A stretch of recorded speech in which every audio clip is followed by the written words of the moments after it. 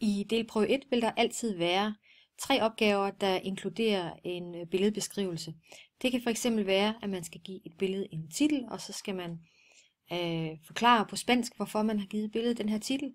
Det kan også være, at man skal fuldende nogle sætninger, der er skrevet ud fra et billede. Eller det kan være som her, at man skal beskrive et billede med 3-5 sætninger. Typisk vil der være en eller anden form for benspænd, noget med nogle adjektiver, eller nogle bestemte verber eller lignende. Din opgave er lige nu at prøve at lave 3-5 sætninger ud fra det her billede. Og når du er færdig med det, så trykker du start igen, og så kigger vi på det. Her har jeg givet mig i kast med at lave 5 sætninger, og jeg laver selvfølgelig 5, selvom der står 3-5, fordi så er jeg i hvert fald sikker på, at jeg har opfyldt kravet. Jeg har lavet 5 ganske enkle sætninger. Hay 6 personas, ellos esperan al bus, la mujer es guapa, hay sol, y el hombre y la mujer hablan.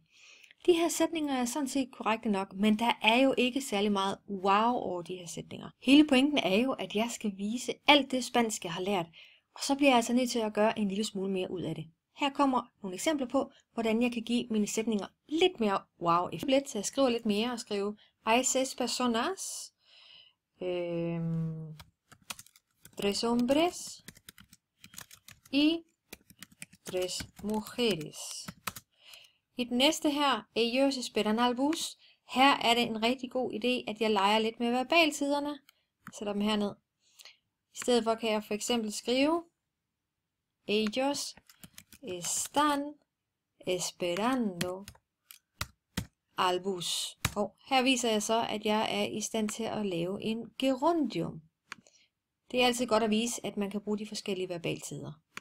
I næste sætning, der kan jeg for eksempel introducere nogle stedsangivelser og skrive la mujer en el centro es, og så kunne jeg jo måske også inddrage et adverbium og skrive es muy guapa.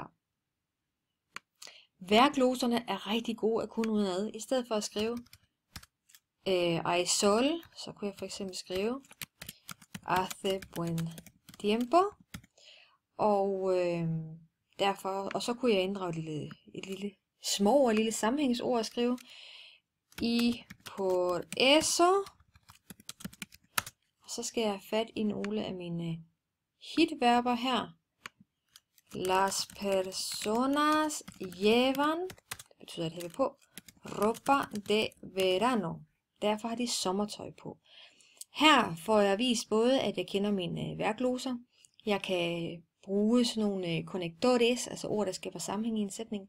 Jeg kan bruge den korrekte glose for at have noget på, og jeg kan også vise, at jeg kan lave et sammensat ord, nemlig sommertøj, ropa de verano.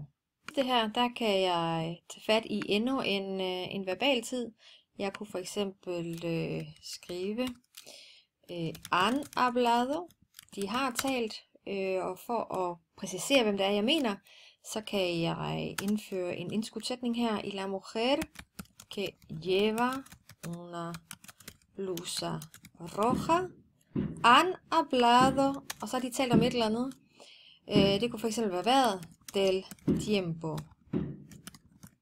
På den måde får jeg nu nogle sætninger, der viser nogle af de ting, jeg mestrer på spansk, forskellige verbaltider, brug af adjektiver, brug af særlige specifikke gloser, og at jeg kan bruge forskellige conectores, altså ord, der skaber sammenhæng i sætningerne.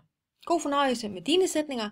Prøv at give dem lidt mere wow-effekt, og du kan hente hjælp i det ark, der er vedhæftet sitet.